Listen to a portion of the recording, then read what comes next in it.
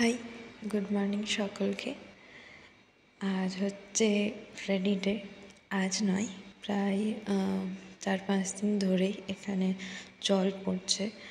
যাই হোক, আজকে একটু বেশি জল পড়ছিল, মানে থামছিলই না আর কি। আর এই দেখো, ল্যাব থেকে আমি ক্যাপচার করছিলাম, কি ঘন মেঘ এসেছে দেখো।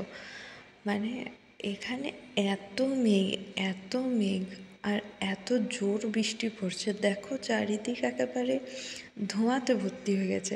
এত মেঘ, এখানে এত বৃষ্টি, মানে এত সকাল থেকে রাত পর্যন্ত সমানে বৃষ্টি হচ্ছে, একবারের জন্যও ছাড়ায়নি।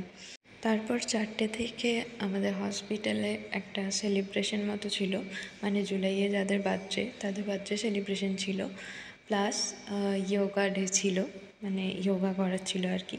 যোগা করতে করতে অনেকটা দেরি হয়ে গেছিলো, 5:30 বেজে গেছিলো। আর আমাদের ডিউটি শেষ হয় প্রায় 5টায়।